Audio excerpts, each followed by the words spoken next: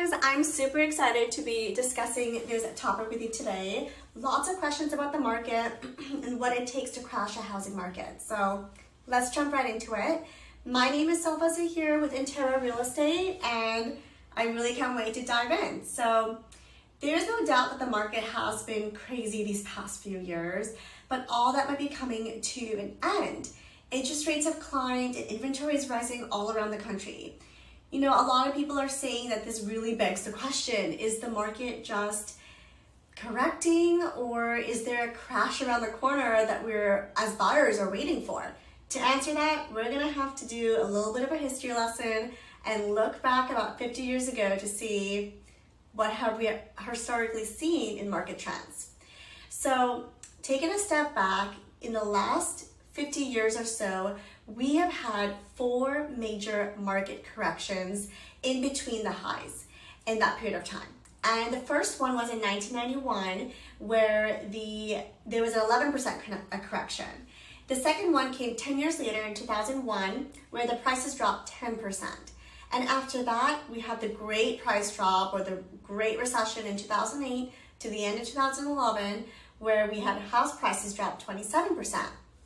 And then in 2018, which is most recently, we did have prices come down about 8%. So the average correction we are seeing is 10%. So you may be wondering, what about that crash in 2008? Well, to understand what happened there, we have to understand the dynamics around that and what led to that. So let's talk about supply of homes now, of inventory. Well, real estate is supply and demand driven. And basically what it takes to crash a market is we need a ton of homes for sale. On average here in Silicon Valley, we see 1 to 2 months of inventory over the past 20 years. And in 2008, we had 14 months of inventory, which is almost 10 times the usual number of sales.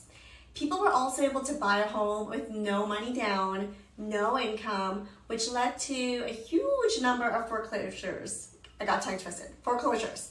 That is not the environment we are in right now. In today's market, the number of sales is up with inventory. The number of sales is up where inventory is starkly low. We are at nowhere with what the inventory or the housing market was like in 2008. Next question. Will a recession make the market crash?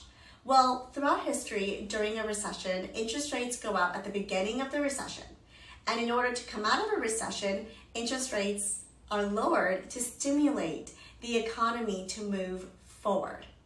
So what I'm trying to say is that, well, over the past 5 recessions, mortgage rates have fallen an average of 1.8 percentage points from the peak season seen during the recession to trough.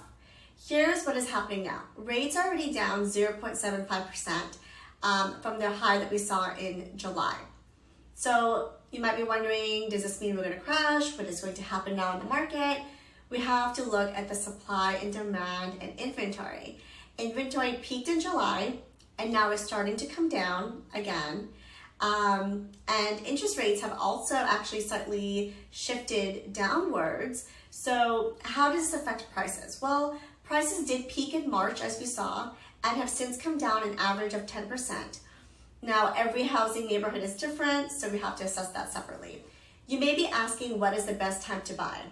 We are in a window of opportunity. Let me tell you why.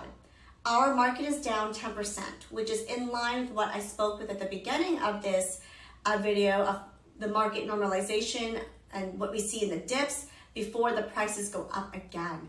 So we could be very well at the bottom of the market. So if you're at the bottom, you buy now and you refinance when the interest rates go down. If you've been waiting for the bottom, the data shows that we might have reached it. We're in it right now. If you have any questions as a homeowner or a home buyer with the market, feel free to reach out. That's what I'm here for. Thank you so much for watching this video. It was a pleasure making it for you, and have a wonderful day ahead.